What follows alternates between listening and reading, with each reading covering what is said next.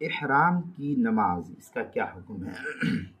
چنانچہ جو شخص عمرہ یا اسی طریقے سے حج کرنا چاہے تو اس آدمی کے لیے عمرہ یا حج کا احرام باندھتے وقت 2 رکعت نفل نماز کا پڑھنا یہ سنت ہے، اگر وقت مکروہ نہیں ہے تو۔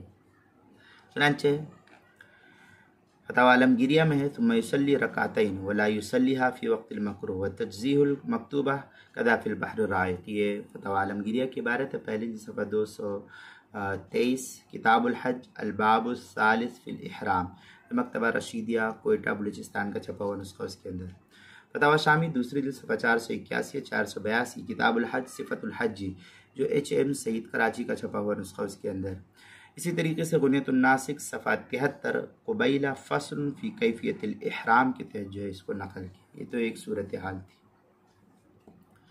دوسرے کہ اگر وقت ہے تو احرام باندھنے سے پہلے 2 رکعت توبہ کی نیت سے نماز پڑھ کر اللہ تعالیٰ سے توبہ استغفار کر لینا چاہیے، پھر اس کے بعد مزید 2 رکعت نماز پڑھنا، یہ مسنون فقہا نے اس کو لکھا ہے، سنت ہے۔ چنانچہ کیا نام ہے، غنیۃ الناسک وغیرہ کے اندر ہے وَإِذَا عَزَمَ عَلَى الْحَجِّ يَنبَغِي لَهُ الْبِدَايَةُ بِالتَّوْبَةِ بِشُرُوطِهَا وَإِذَا أَرَادَ التَّوْبَةَ يُصَلِّي رَكْعَتَيْنِ صلاۃ التوبہ، یہ غنیۃ الناسک کی عبارت ہے، صفحہ 34، باب ما ينبغي لمرید الحج من آداب السفر، جو جامعہ علوم الاسلامیہ کراچی کا چھپا ہوا نسخہ ہے، اس کی صفحہ 34 غنیۃ الناسک کی۔